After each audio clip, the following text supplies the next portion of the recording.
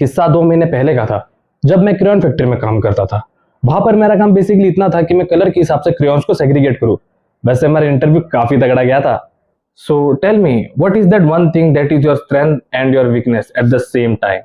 Your mother in law.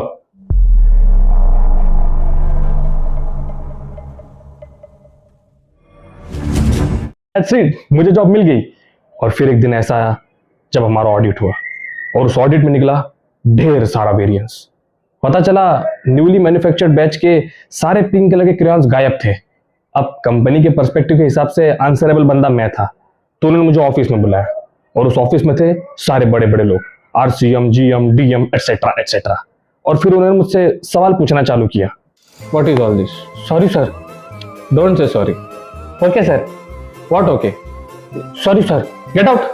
5 minute तक मैं office के बाहर चुपचाप खड़ा रहा, और उस वक्त मेरे पीछे मेरे ही क्रेयॉन फैक्ट्री के 2 वर्कर साथ में खुसफुस आ रहे थे। असल में हुआ यह था कि उन दोनों ने गांजा फूक रखा था। उनका कोई डीलर था जो पुणे से एमबीए करके आया था, पर उस एमबीए का खास कुछ फायदा हुआ नहीं, तो उसने गांजा बेचना शुरू किया। कट्टू, मैं ऑफिस के बाहर खड़ा था और मैं ये सोच रहा था कि अब आगे क्या होगा। इतने में मेरे पीछे खड़े 2 वर्कर जोर जोर से हंसने लगे। भाईजान, ये कश्मीर कितना सही जगह है ना। हाँ, वो देख ताजमहल है। ये हंसी ऑफिस तक पहुंच गई और उन्होंने मुझे फिर से अंदर बुला लिया।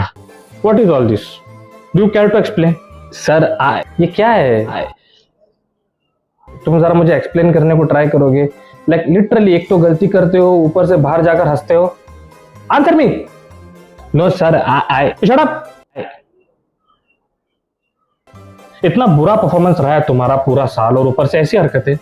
और एक और बात बताओ मुझे, एक व्हाइट क्रेयॉन के साथ 5 ब्लैक क्रेयॉन क्यों है? Sir, head rice, get out of this factory premises. Get out. पहली बार हुआ था कि किसी एक बंदे को पूरे फैक्ट्री के प्रीमाइसिस से बाहर जाने को बोल दिया। मैं वैसे ही सर झुकाकर कमर मटकाते बाहर निकल गया।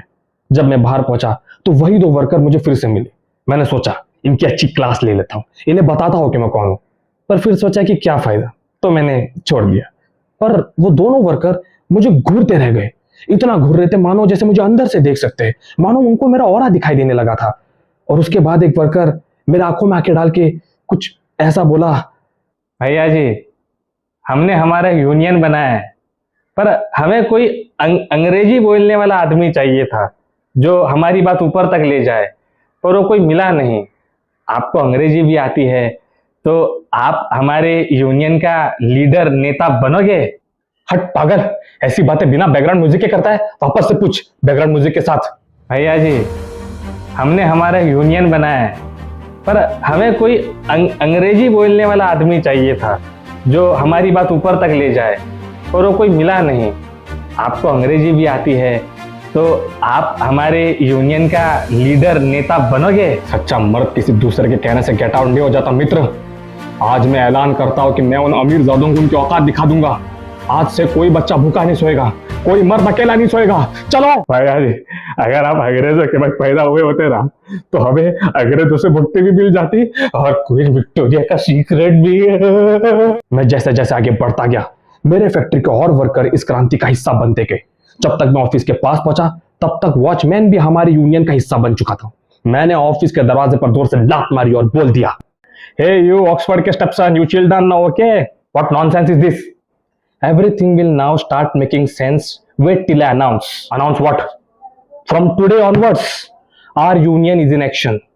Whoever supervisor mistreated their subordinates will be punished. You get that? No, sorry, you get that, Oxford Stepson? इस स्पीच के बाद तो मानो जश्न का माहौल फैल गया था। सारे वर्कर्स भी खुश हो गए थे। वॉचमैन ने भी अपनी पगार बढ़ाने का सोच लिया था। कुछ वर्कर्स जिनको बच्चे पैदा नहीं हो रहे थे, उन्होंने भी एक और ट्राई लगाने का सोचा। सब सही चल रहा था। भैया जी, क्या खूब भाषण दिया आपने। एकदम सुनने के बाद क्रांति की भावना उठ गई। समझ में तो वैसे कुछ आया नहीं। अरे ये तो शुरुआत है दोस्तों, अपने हक के लिए जरूरत पड़े तो इनके क्रेयॉन्स भी गायब कर देंगे। भैया जी, हमने तो काम शुरू भी कर दिया है। क्या? हाँ, कल गांजा खरीदने में 500 रुपया कम पड़ रहे थे, तो एक बंदा था जो पुणे से एमबीए करके आया था, पर एमबीए खास उसके कुछ काम आया नहीं, तो उसने बच्चे पिक और ड्रॉप करने का बिजनेस स्टार्ट कर दिया। तो उसके लिए उसको पिंक क्रेयॉन्स की जरूरत थी, तो हमने वो जरूरत पूरी कर दी। मैं कंफ्यूज था, मुझे कुछ समझ में नहीं आ रहा था। अब रिएक्ट करूं तो क्या रिएक्ट करूं? थोड़ी देर पहले जिस प्रॉब्लम के चलते मुझे निकालने वाले थे, अब उसी प्रॉब्लम का मैं हिस्सा बन गया था। मैं अब अपने सुपरवाइजर्स को सच बता भी नहीं सकता और इन वर्कर्स का साथ छोड़ भी नहीं सकता।